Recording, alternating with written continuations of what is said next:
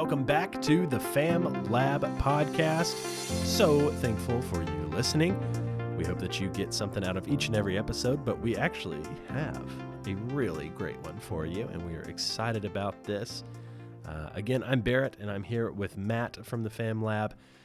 And Matt, why don't you tell us about two of these awesome guys that we had on to talk about faith-based activities. Thanks, Barrett. Kyle and I had the chance to sit down with Mason Peebles and Warren Shepard to discuss the importance of faith formation activities. And as summer is coming close, we wanted to have two of our camp directors on for this conversation. Mason Peebles is the director of Camp Canaan. He's also the youth minister at the Sanger Church of Christ. Mason has spent much of his career working in education. He has a doctorate in higher education with a research emphasis in adventure therapy and at-risk youth, and he does a great job directing that camp for our elementary school age students. And we also have Warren Shepard on the podcast.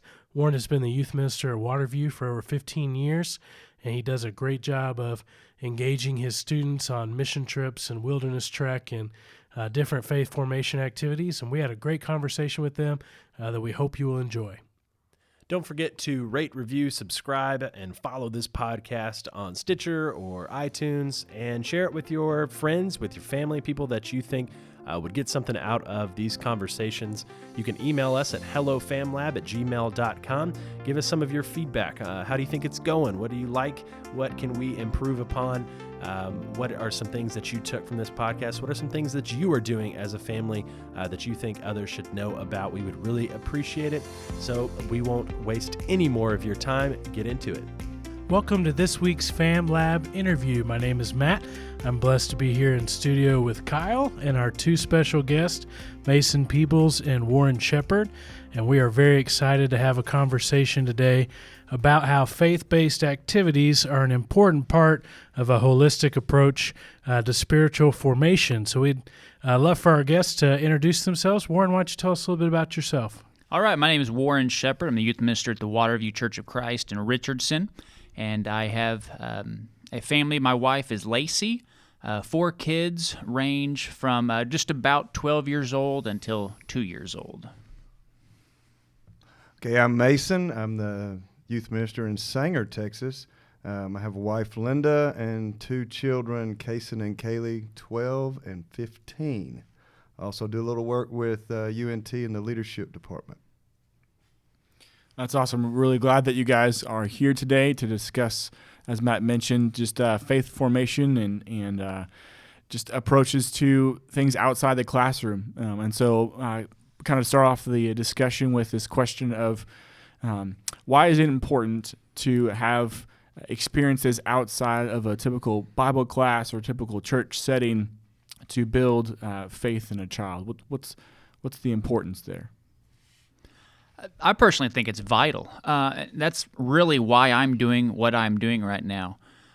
In ministry, specifically working with teenagers, I know there's different forms of ministry that are out there, but I'd say this is a very crucial time in someone's life, and to get somebody outside of a classroom. This is no disrespect to any preacher. My dad's a preacher. My father-in-law's a preacher. There's all sorts of ministries that we do. But what I've seen in youth ministry, what has changed in my life when I was growing up, getting outside, getting into a focused and intentional place like a camp or retreat, I've seen it do a 180 in my life. I've seen it do that in other students' lives, and love being a part of that. And so it's very, very important. I think about Jesus' life and his ministry. Yeah, he taught. He was a preacher, but he did things. He went on retreats. He was hanging out on what we'd call mission trips or like a camp. They were camping a good portion of the time there. And so I think looking at his model, and I see how students can sit in some classrooms today, but once they get outside of that and we get something where it's very focused, and very experiential, we just see a lot of good with that. I would have to agree. The classroom is a great place for learning and especially theory. But when you take it out into the world and actually practice what we teach, and like Warren was saying, it is a 180. You see, kids' light bulbs go off, and the actual life-changing events that make it so very important for our youth development. So, very important. Yeah, I mean, I completely agree. Obviously, we're talking about this because we believe it's important, and we've all had personal experiences, and whether in our own lives or in our ministries, seeing children and teens, their lives change because of the experiences outside of a classroom. Classrooms obviously are very, very important, and there's lots of learning that's done there. But going outside of the classroom, being literally in God's nature, God's creation, makes a huge impact on a child's faith and how they develop and grow into that in their own. Can you guys share maybe a little bit about a specific or just you want to share about a specific experience? So I'm getting fumbled over my words here. Experience about how you saw a child's faith grow or a person's faith grow, or maybe your own if you want to share a personal experience of how outside the classroom that their faith grew. I'll first say this is my own experience. I was a teenager. I had been a Christian for about a year, raised in a Christian home, and I went off to a camp. Parents had sent me to one. Some of y'all know Uplift up at Harding. I went there when I was a teenager all by myself, didn't know anybody, and I was around one youth group, and specifically their youth minister for that week. It was just kind of a potluck, whoever I got assigned to. And that week was life-changing, did an absolute 180 in my life. Our church didn't have a youth minister, any sort of activities like that growing up, but the short time I was around that group, but especially that youth leader, it just changed my life, changed my direction, and so many other times I've seen, not only then as a teenager, but then in almost 17 years of ministry, seeing what those experiences have done to students. It's been great to see. One of the things about these activities is, like you mentioned, is it helps people get out of their comfort zones and experience something that's different. What value do you think it has for students today to have to experience things that they don't do on a daily basis in terms of, like maybe it is an activity or it is a mission trip? Just bursting that bubble, what value do you think that has? I think it has huge value just to get outside of their comfort zone. And honestly, following Jesus is all about getting out of our comfort zone. He's going to take us to places that we may not want to go to, and so as followers of Jesus, I think it's all about that. I think there's challenges with that. I don't know if we'll talk about that later, but then working with students, well, now we're trying to get their parents, their precious possessions out of their comfort zone. How do we die to ourselves, but then how do I get somebody else's kid to die to themselves? It's a tough task, I think. I think that's great, and that's kind of what we're leading into of, part of this conversation is to encourage parents to be willing to allow their kids to try new things. What type of encouragement have you given to parents over the years, or, how do you encourage parents to step out in faith and allow kids to participate in these type of activities? That's a hard one with a lot of parents. Especially when they're first coming into the group, when they're big enough to go on mission trip or a kayaking trip or something like that. What's helped with some of my parents is helping them to see that it's important for their kids to be able to experience and express their Christianity without mom and dad there. So that they can, and it's so cliche, but it's true, that they can spread their wings and begin to develop who they are spiritually. And also the reassurance is that, hey, you know what, those adults that are there are professionals, and we're going to keep a good eye on them, and we're going to do, everything under our power to not only, keep them safe, but that they're going to grow exponentially, hopefully, over that experience. I'd say that toughest challenge we have is maybe the parent that's a little more timid to let their kid go out on an adventure. I've seen some of our parents struggle that more than a teen would. And so the encouragement I would give to parents is not just let them go, but also push them to go.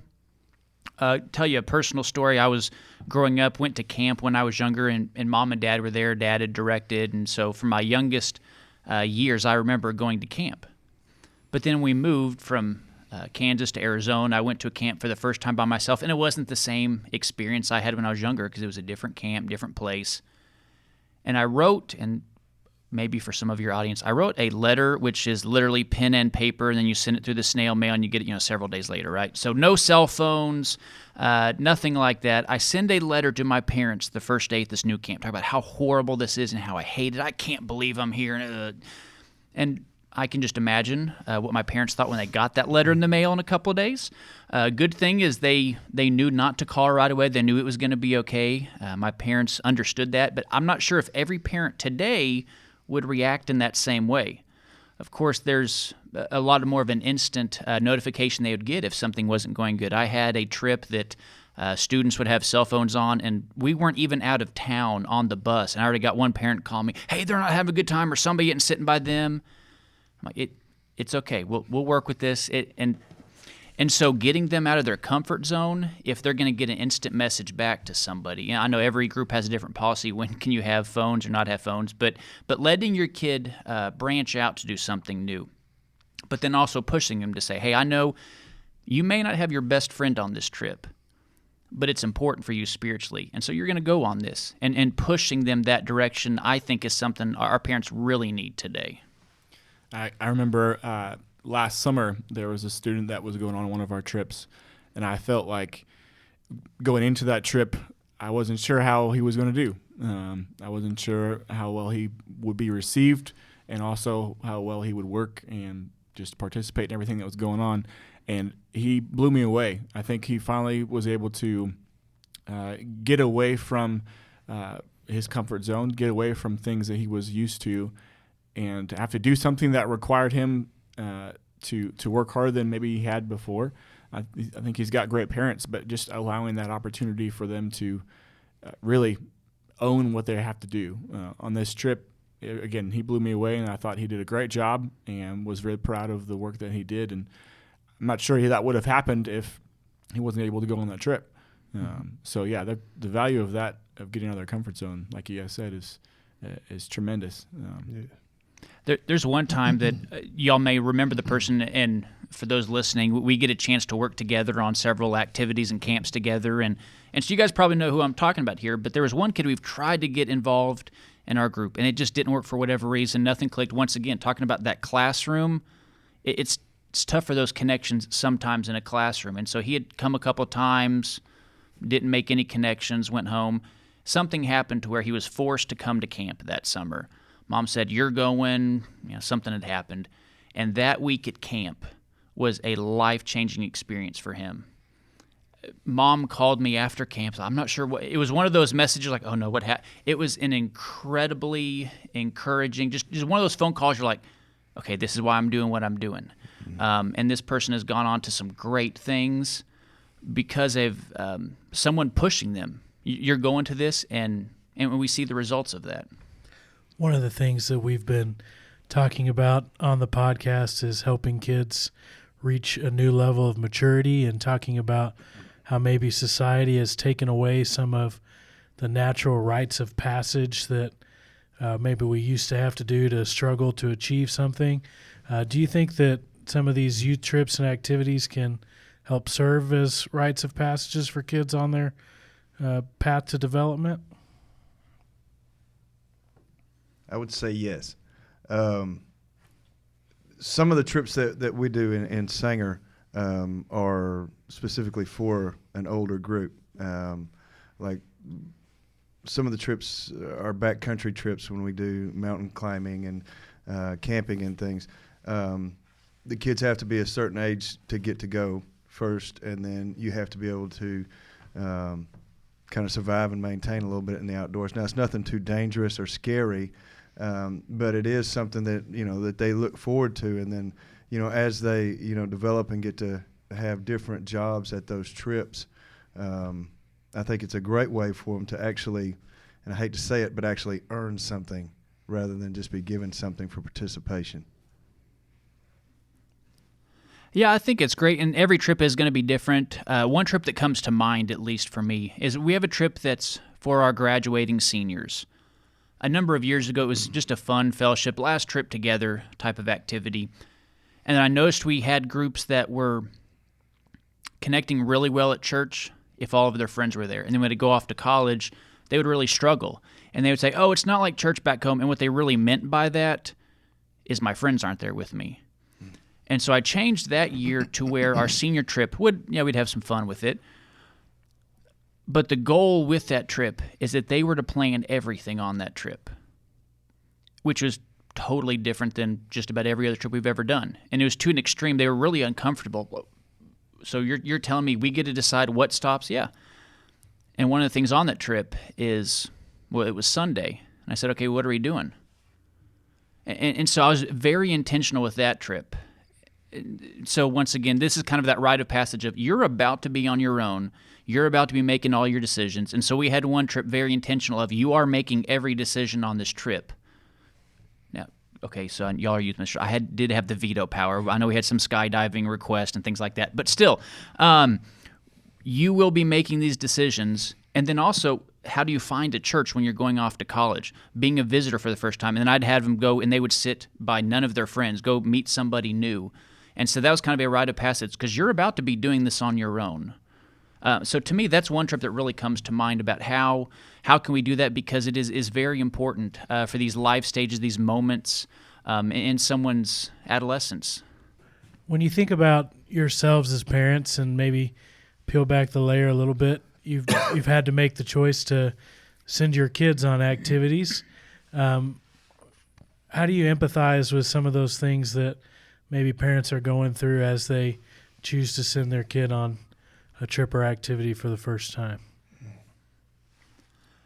One thing that comes to mind for me, and it's been as of late, we've talked about that there's more connection with young people and their parents, just the instant access with phones. And as we've said before, maybe it's tougher for our younger kids to go off to a retreat or a trip or an activity because it's really mom and dad that want to have that constant oversight of what's going on. And so I've been a little more intentional about, hey, I'm going to send some pictures, or we're going to do a video that I'm going to send back to these parents to really help them get over that hump to say, hey, let's start this process early, and it helps them still connect to their students while they see them grow at this place where we want them to be separated from the rest of the world. And so that's helped, at least for us. Yeah, that's a good one. I can definitely empathize with parents, especially now that mine have gotten big enough to go do other things. Because as the youth minister and a director at camp and all of that kind of thing, my kids have really, you want to talk about hover parents, that's kind of the way, that's just the way we run our life. But I'm with Warren, though. What helps when Kaylee's gone to, that's my daughter, has gone to different camps with band. It helps when, we get pictures in the night and things. But, being who I am as a youth minister, I know it's not a good idea for me to talk to them. And that's what I always try to tell my parents, we'll send you pictures and things like that, and that'll help. But it's not a good idea to talk because then the missing thing comes on. Now, mine are older now, but especially with the younger groups, is also understanding, too, how good it is for the child to do some growing without mom and dad around, especially when it's, people that are looking out for their safety and, more than that, their spiritual development. So in continuing on that, what are some tips for how mom and dad can make the most of building on the experience that their kids just had on a trip? Is whenever they come home is to ask the right kind of questions. The way we do it is, the what, so what, and now what. And so what did you do? So what happened? And then now how does that apply? how does that help you in your life? How does that relate to something scriptural or a spiritual truth? And then let the conversation take off, and then let the child lead it. Yeah, I'd say be very intentional. And, we've talked about these experiences and camp and mission trips, but even in your Bible classes, every once in a while I'll send a note to our parents, hey, this is what we're talking about this Sunday. Talk about it with your students at lunch on Sunday. It's part of that, talk about it while you're on the road, while you're walking, while you're getting up, in everything we do. Yeah, we send them off to places to learn, but having that constant conversation with them. So wherever they're at, but also right before they go on a trip. Talk about why they're going on the trip. When they come back, hey, what'd you learn? And don't settle for that nothing, or I don't. Because really, that means I don't want to talk to you, Mom or Dad. Really say no. We're going to have this conversation because we want to know. We sent you this. We spent all this money on this because it's important for you. So let's sit down and let's have this conversation. And it may be one in-depth conversation. It may be a couple things here or there, but definitely talk to them about what they've learned, what they experienced. If you can talk to them with our mission trips, we'll have cell phones a lot just because of where we have people located at. And I love hearing our students call their parents that night and say, oh, yeah, we did this. And I was a little scared, but this had happened. And it's great hearing that. And so if you can do that while they're gone, that's great. But if you need to wait until they get home for whatever the camp or activity is, definitely take time to do that. That's great. Those are both great things to do. I know one with my own daughter, my oldest daughter, when she gets home from school, I want to be specific in my questions. I want to say not just, hey, how was your day? I want to say, hey, who did you sit next to at lunch? Or what did you do in math today? Or if it's a mission trip, obviously not just school, what did you do on Monday? Or be specific in those questions and approach the trip with, hey, you get to go on this trip, and I want you to go on this trip, but we are going to talk about it when you get home because I want to know what you experienced and if you felt like it was helpful and if you want to go the next time, and be upfront about those expectations. Because trips, like mission trips and camps and activities and things, they do play a vital role. And we've been talking about this whole time of we feel it's important, and if parents feel that it's important, then the child will feel that it's important. Mason, could you talk a little bit about maybe your experience as the doctor that you are, and recreation and play, and how that is a value in developing faith and trust and all that, those things? Those things, sure. Got my doctorate in higher education, specializing in recreation therapy and play and ropes and all the good things. Recreation and play, I think, are the parts of growing up as a Christian that we used to be told, oh, no, we're supposed to be, kind of solemn and, you're not supposed to have a fun time as a Christian and things. And I think that's where we missed it a lot. I think, education and I think, missions and camp all should be fun in a way that is educational. And so that it is the purposeful use of recreation and play that brings about change in education for our kids. I've had the opportunity to teach it a couple of times at the university level, and it's interesting whenever you start with kids and you start to help them understand that, we're not just playing Foursquare, but we're actually playing Foursquare with the idea of understanding that if we choose correctly, then we can all win. When you get to process that at the end. So Jesus said, unless you come to me as a little child, you can't enter into the kingdom of heaven. And children love to play, and adults don't. Think about it. One of the things, I was blessed to have the opportunity to take Mason's class a couple of years ago, and one of the things I remember you saying is recreation has its roots in creation, and that, there's just something powerful about getting to continually renew and restore in a fun and active way. To that, what is some encouragement that you might could give for adults in terms of being involved in some of these activities, maybe encouragement on the importance of maybe being a chaperone or coming on a trip, or what are some things that you would encourage people to think about when they're considering that? Help them understand that they have an easy role to play with these different activities, and whether it's a recreational game or if it's a trip or whatever. Adults play a vital role in that sponsorship and making these things work, and especially if you're doing an event that has several activities, that they can help lead one of those activities and be a part of that activity, and then that lets their child see them as, hey, I'm here playing with you, and I'm here to help you through this game and even learn a better truth from it. And then we're all learning together in the avenue of play where it's not so threatening as in a classroom. We love having parents involved. Parents, adults of all ages, love having some adults that these kids can look up to on the trips. And one of the things I'd want to encourage any adult leader is to realize that you make a bigger impact than you know. So many times we have adult leaders that have done so much, and they don't have any clue what that has meant to the young people. I'll tell you about that youth minister. I was around a short period of time when I was a teenager. He probably has no idea who I am. It was 25 or so years ago. I was probably just some random kid hanging out in the youth group with his kid, and he probably has no idea the life-changing week that I was around, that it did for me that week, and in other times I was able to be around that group. So adults helping on trips, please do it. You will help more than you will ever know.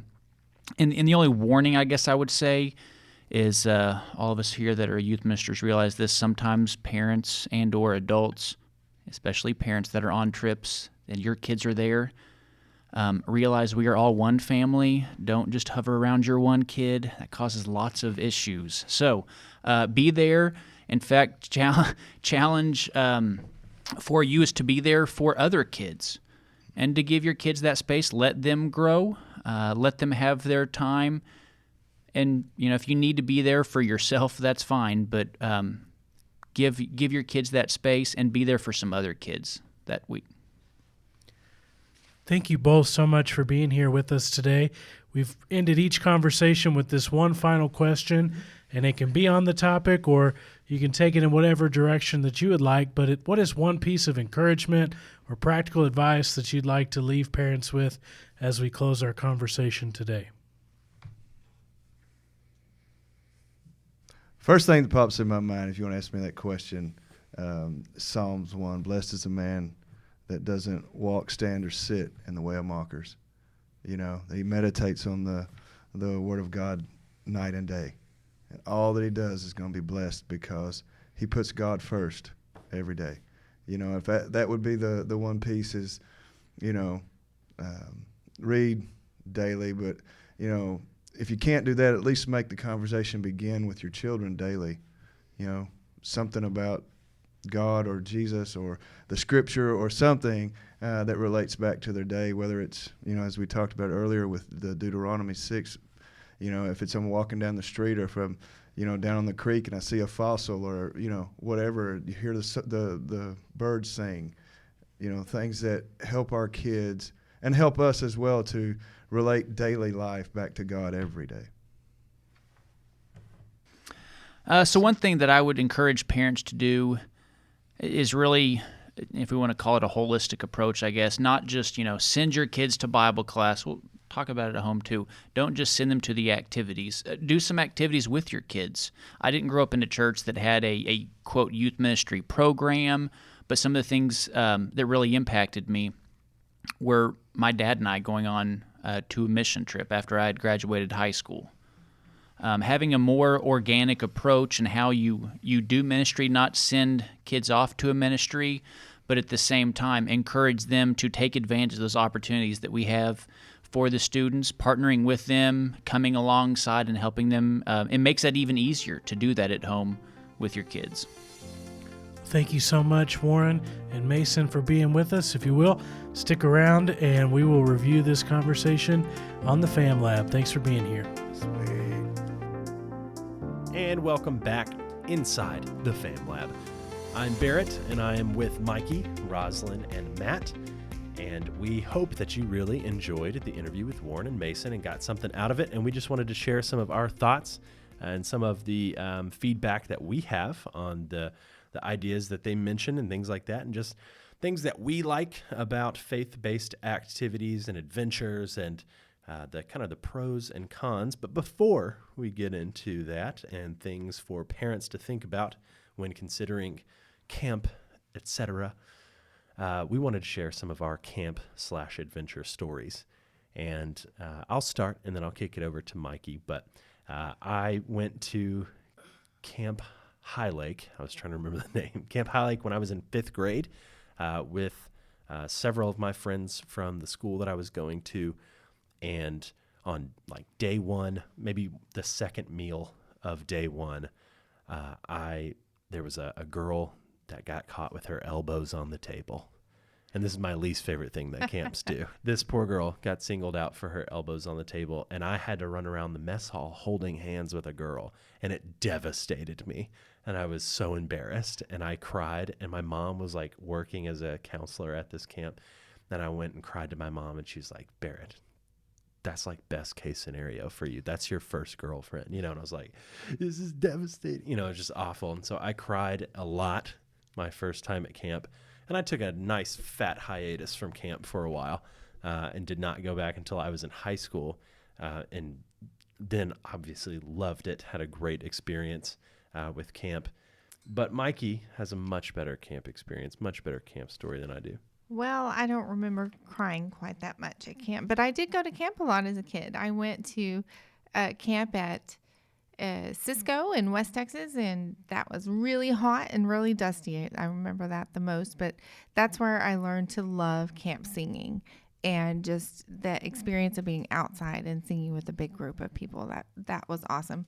My other best memory from Cisco camp was canteen. Snack time for kids at camp is awesome because you get to make your own choices on snacks. And at that time, they still had candy bars, full-size candy bars at canteen. And I loved getting that for my snack. But then my high school camping experiences were mostly in Colorado in these little cabins with no air conditioning and no heating and no insulation. It was just boards that were put together. And so we were hot during the day and froze at night. But campfires there were amazing, and my favorite part of those experiences were the midnight hike, where you would take your flashlight and go out, and we hiked maybe half a mile away from camp and had a campfire out in the woods, and the singing there and just being under the stars. So great experiences for me at camp. Did they have sour straws at canteen? Yeah, they did. That's Sour like straws. something you only see at camp, I feel like. Yes, sour straws and fun dip. Oh, fun dip. That's a good those camp are fun. snack, yeah. And kids drinking like Dr. Pepper through a sour straw. That's something you can only get away with at a camp, right? Yes. And I also experienced a camp on a college campus too. So what I always called concrete camp, because we were in town and we were going to activities in the city, and we were always on sidewalks and parking lots and going on buses. And that was just a very different experience than my Colorado camping experience, but also learned a lot there, a lot of good classes and meeting a lot of kids. So good times at camp for me. First time I went to camp was in the 5th grade and got invited by my cousins to go with them to camp. My brother and I did, and they went to a Florida college sponsored camp in Marble Falls called Camp Hensel. And for those of you that know me, I'm fairly pale complected, but for a long time in my life, like to think that I could possibly tan like the other kids that I thought was cool, and so it would be pretty spotty with my sunscreen coverage at best. And my first year at camp, I got sun poisoning, and my aunt was the nurse, and so I spent most of camp hanging out with my Aunt Lisa in the nurse's office, and I never went back to camp until I was a youth intern in college. Did a lot of mission trips and wilderness trek and different youth activities, but really missed out on camp because I love it now and really enjoy that week every summer, and wish I would have stuck with it and kept going to camp, even though I should have wore some sunscreen at camp. Well, wow. I love hearing about all of your camp stories, but I guess my story is a little different. The first camp that I had the opportunity to go to was after I graduated from high school. I was a senior, had never been to a camp. At our congregation, we were just happy to have a youth group, but we didn't have a lot of camp opportunities except for one opportunity every year, and that was to go to what we call the National Youth Conference. But it was a little different for my brother and I. Had a younger brother, have a younger brother, and our parents are a different faith. So we never really had an opportunity to go to that camp until two ladies at our congregation decided that we should not leave and graduate without having that experience, and they actually paid for us to go to camp. And when I think about going to camp, that is what I think about, those two wonderful women who said, we're just going to make sure these kids have this experience. So I think that's really great. And the camp that we did get a chance to experience was in St. Louis, and it was on a college campus. So it was kind of one of those concrete camps. And it was seminars, and it was a great experience, but it was a lot different from the camps that I'm sending my kids to right now. That's awesome. And we're going to get into some of that with the things to consider, and like processing trip is like, what's the line of encouraging someone to go and, quote unquote, forcing someone to go, or sponsoring someone to go on a trip, because that's kind of some pressure they're putting on you to, hey, you need to experience this. And so paying for you to go and that sort of thing. But, is that okay? Is that good? I made it sound like my camp experience was negative. And based on the horrific looks on my FamLab members' faces, I should clarify. I love camp. Had a great time. Almost died a couple of times, but your kid is fine. I, loved the sand volleyball and stuff, and other things, positives. There's a lot of good camp stories, but I ended up working at several camps. I worked at Camp Arrowhead in North Carolina. It was great. When Mikey started sharing about hot cabins and things like that, I was like, oh yeah, I spent an entire summer of my collegiate career at a camp, all boys. Smelled great. Solid imagine. Summer. It was great. So thanks for sharing some of your camp stories. Hey, we want to keep doing or start doing and keep doing lab results. We want to hear from you guys. Let us know, one, what you think of the podcast. Again, like we mentioned in the intro, rate, review, subscribe, share this podcast. Let us know what you think. You can email us at hellofamlab@gmail.com. And you can send us some of your camp stories. We would love to share them with our listeners. Let us know what you thought of the interview and things like that. We would love to get your content as well out to everybody that's paying attention. But let's get into what are some of the positives of sending your kid on a faith-based adventure like camp or trek or any number of things that your church may be doing or that other congregations might be doing as well, or the school may be doing, but that are faith-based. And then what are some of the things that as parents we need to be mindful of? What are some of the, kind of drawbacks and just things that as both parents and ministers we're aware of, but we just need to acknowledge and kind of talk through as families and that sort of thing? Well, I think one of the greatest benefits of these activities is just that the shared experiences really promote relationships between the kids and give them opportunities to make those deeper friendships with their Christian peers. And also so many of the things that we try to do interact with other churches. And I think when those experiences come up, your kids see that there are other people in the area that have similar values that they do. When they go to school and are surrounded by kids who don't share those values, it's hard. But if they learn that there are other teens, other students that do share those values, I think and extending their peer group in that way is really another benefit.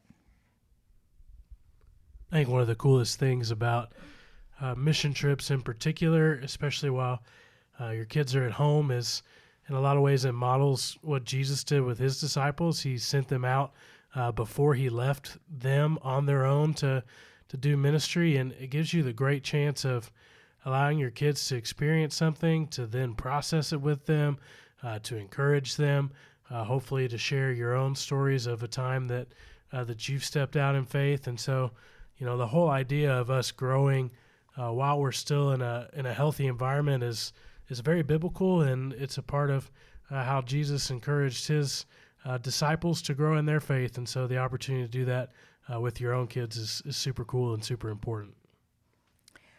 And I think for some kids, just the opportunity, like Mikey talked about, to get out and to meet kids from other congregations and to find out that, yes, you have the same values, but in a lot of cases at your congregation, everyone might look the same or be from the same socioeconomic level, and just have lots in common. And you can go off to camp and you can find out that, they may not look like me, they may not live in the same type of house I live in, but we share something that's much more important than those external things that we tend to look at. I think the memory making, the story making is huge. And I think that didn't really click for me, how important that is to have stories to tell and have these important, bonding experiences and memories until I was in college. And if you can start that earlier and have kind of relationships that are formed because of faith and because of a faith-based trip, and have fun memories attached to your faith, that can only help your faith. It only strengthens your faith. It only helps you hold on to that and to know not only are these kids connected to me by something deeper, by something bigger than us.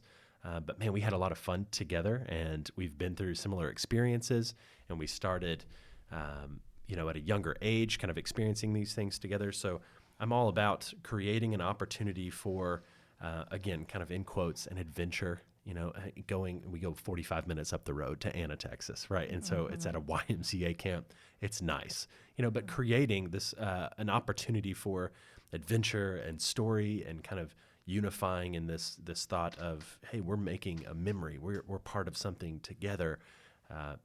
That's huge for faith formation. It's huge just for where kids are going and kind of their life story as well. I agree with that, Barrett. But also, not only are there so many positives for our kids when we send them off to camp, but there are lots of pros for parents and things that we learn when we send our kids off to camp. And I remember the first camp that I sent my girls off to, she was in the 3rd grade, and I just thought it was, as Mason and mentioned, it was really hard sending them off and letting her go off to camp. And Warren actually was the person that I let my daughter go off to camp with. Okay. I tell you what, she came back and I found out that she was so much more capable than I thought she was. So she could do things, fold clothes, all kinds of things. Yeah. She packed her bag. Her bag. She could take care of herself a lot more than I gave her credit for. So, that was a real growth experience, not only for her, because I was rushing in, doing all of that stuff for her, that she didn't even realize herself that she could accomplish all of those things, but I realized it too. So we both grew from that experience. That's awesome. And maybe, Matt, we can kind of speak to, like, as, I don't know, we're all part of a ministry team. So I just say, Matt, as high school students or older students, like, we've seen kind of a 6th through 12th grader go to camp, and as a minister, so from a parent's perspective, you like find out what they're capable of. And from a minister perspective, me and Matt always come back from camp or, a mission trip or trek. I'm always like, wow, we learned so much about this student, that we could, potentially relay to parents and like, hey, you would not believe how bold so-and-so was, or, you wouldn't believe, just totally different, and they're like, yeah, we knew that, or, wow, you got to tell me more about that. But just kind of get to see a different side of a kid in these experiences. And so it's part of your story as, someone that is invested in their faith. You're, again, creating a story together, and just being exposed to more of their personality than you get 2 days a week, for 9 months out of the year.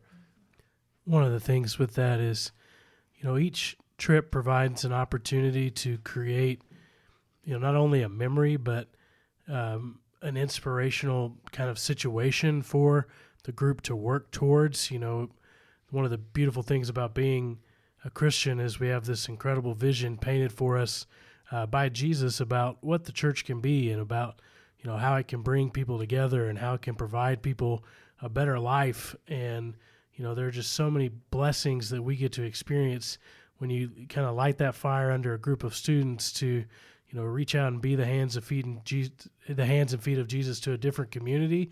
That responsibility, that passion comes out. It's really, really cool. And I wish that's something that parents always got to see. And I know there's a family that I went to their Bible study when I was going to Harding, and they heard so much about the things that their kids were doing on mission trips that they changed the way they did vacations. They made sure if they went to, say they went to Philadelphia on a vacation, they would choose one day of that vacation to be a service day in whatever town they were going to, and they would find an opportunity to serve one of those days because they wanted to, connect everything back to service. And I thought that was a really cool, neat thing to do with your family. Man, I love that. I think we're going to have to steal that as a family. I mean, That's great. talk about plugging it, back into something that's bigger than you. And I mean, my family we were huge about bumming around. It's like, hey, we're going to go on vacation. And it literally means just laying on the beach or sitting in a cabin for the full week. But that was not what we valued necessarily as a family. But, that was just kind of understood. But I think that's good. Well, and you do need that recreation time too, for sure. and to recharge. And that's part of what these experiences are as well. I mean, there's a lot of activities in camp that are just for fun. I mean, half the time we're going to stop at the end of the activity and process what we did. But the other half of the time, we're just enjoying ourselves. We're relaxing. We're getting to know each other. When I think about kids building relationships and getting to know other kids that aren't in their normal peer group, it makes me think about how we learn what we're looking for in relationships. And I think if our young students learn that there are people out there with common values, then they can prioritize that when they go out and are looking for relationships later in life, that I can find someone with common values that I can love and that I can have a relationship with, and just know that it's out there. One of the things that I appreciated about the conversation with Mason and Warren was our discussion around the importance of play. I think kids are faced with so many things that give them stress that is so much more than maybe ever before. The constant information overload, people asking them to make decisions about their future at a younger age all the time. And just letting kids be kids is very spiritual.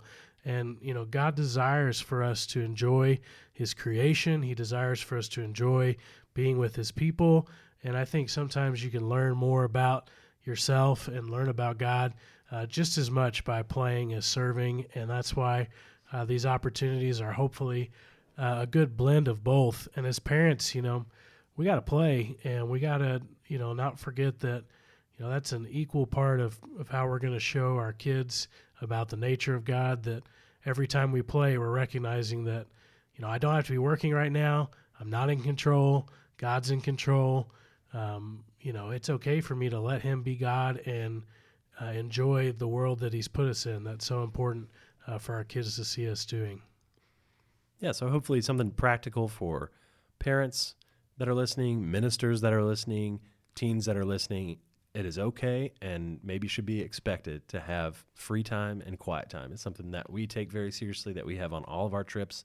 There's going to be free time and quiet time, in different amounts of time, sometimes just 30 minutes here and there. But both of those are important for spiritual formation. They're important for these activities.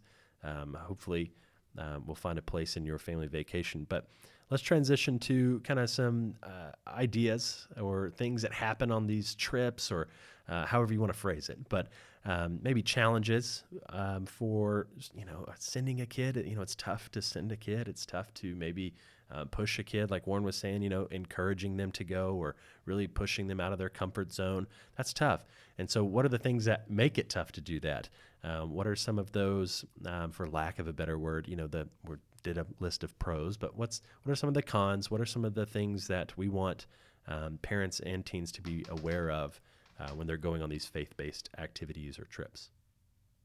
Well, the question often comes up whether we should compel our kids to go on an event if they're not really into it. We think it's going to be a great idea for them, but maybe they're not interested. So should a parent force their child to go, or just how can we encourage them? That's always a question that comes up. And I think that it's one of those situations that is different for every child. You as a parent, you have to be the expert on your child and know if it's something that they could handle that would be good for them, or know if it's a time to back off of that.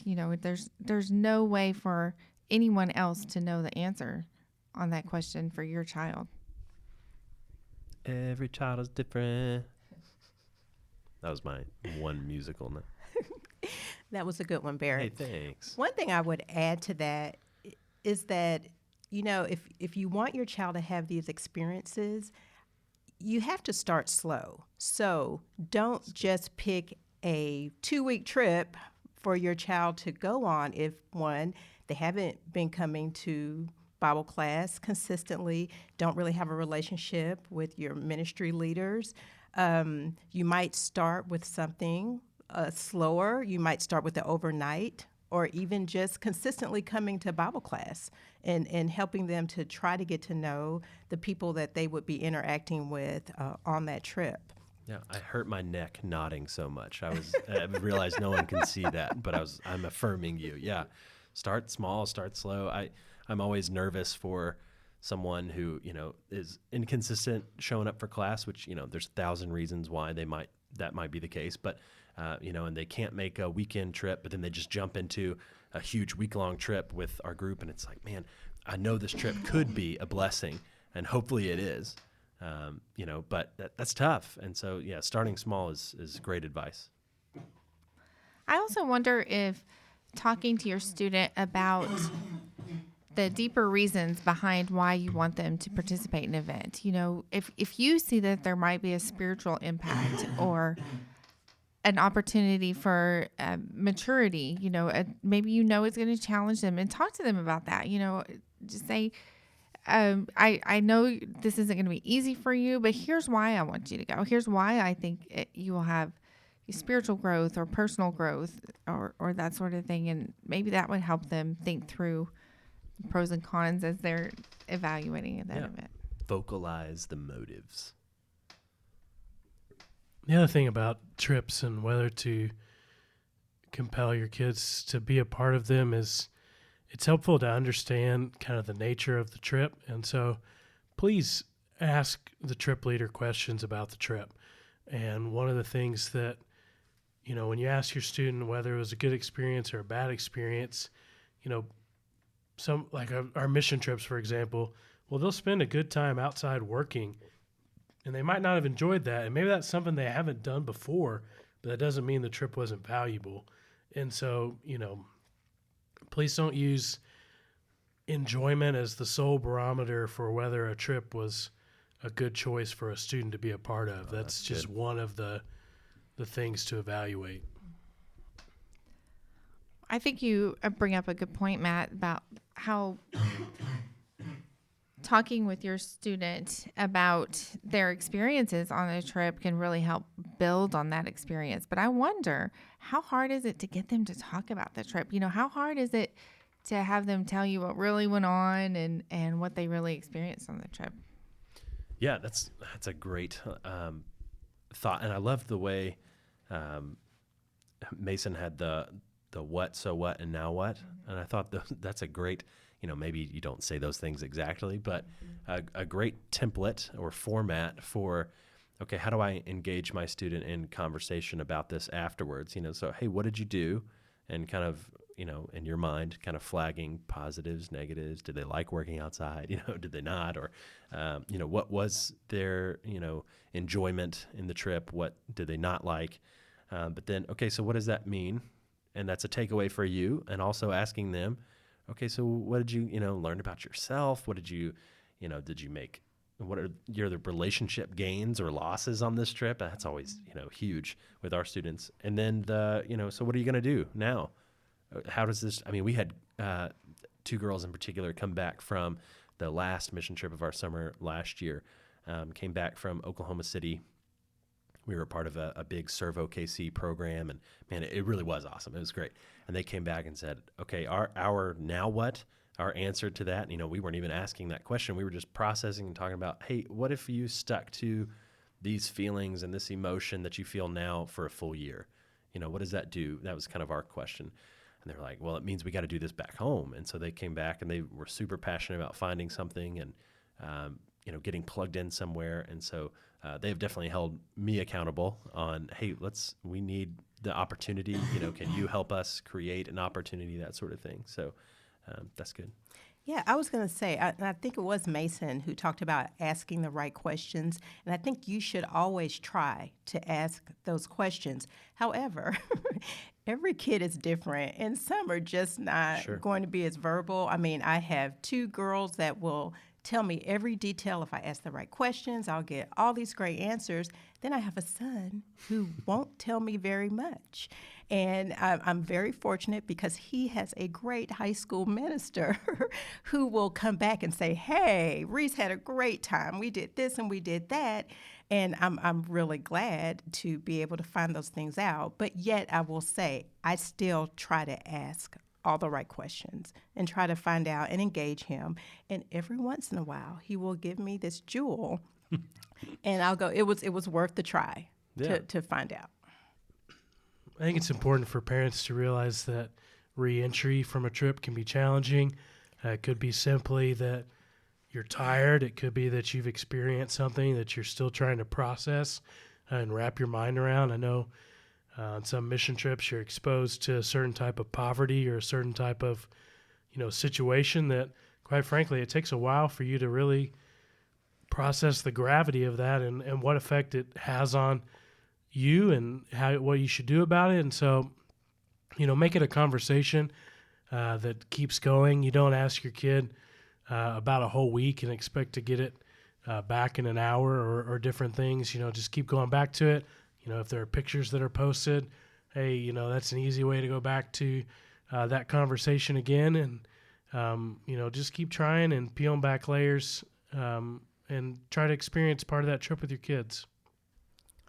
Bear, I just wanted to add one last kind of pro thing about going to camp, and also a challenge, is that when you send your kid to a great camp and they're challenged and the youth ministers are intentional about just teaching them about Jesus and walking in his footsteps, and then they are compelled to put Christ on in baptism, it can weigh on a parent that they want to experience and be part of that. So I would say, because that weighed on me as a parent, to have a plan, to discuss that possibility with your children and with, if you know that they are close to making that decision, and with their youth minister to find out what, provisions are made, and also if there is any possible way you can be part of that wonderful celebration. To watch them make the most important decision in their lives. Yeah, no, that's great. Definitely something to be mindful of. And that may be a reason we're like, I don't want them to necessarily go and to make that decision without me there. There's a lot of things that come up. It's like, man, with technology today, I mean, there's really no reason to not have the phone call and to not, but yeah, that you have to be intentional about talking through that, working that out ahead of time and having those conversations before the trip and that sort of thing. And to our parents and ministers listening, it's always a good idea to call parents, when a kid's making that kind of important decision. And, as a youth minister, sometimes you're excited about it and you want to be a part of it, but it's way more important for mom and dad to be a part of it. And, sometimes we can get caught up in the moment and miss the big picture of what an important life event that is. And so, got to bring mom and dad into that if any way possible.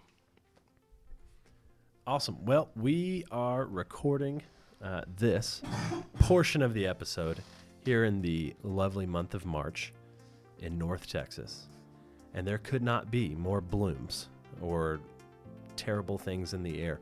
So we're all coughing our brains out. And so we're going to land the plane here. But we really appreciate you guys listening to the Fam Lab, listening to the interview with Warren and Mason about the faith-based activities. And we hope that you will let us know what your child's maybe favorite activity has been, some of the positives that you see in sending your kid to camps and things like that. And what are some of the things that made you hesitant as a parent, but what worked with your kids? Remember, we love to hear from you and hear some of the lab results. We cannot wait to share those with you soon. Rate, review, subscribe to this podcast. We would really appreciate it. That definitely makes it easier on us. Share it with other parents and friends that may benefit from these conversations. You can follow us and I guess subscribe on iTunes and Stitcher as well. This is the end of episode 4 for the Fam Lab. We'll see you next time.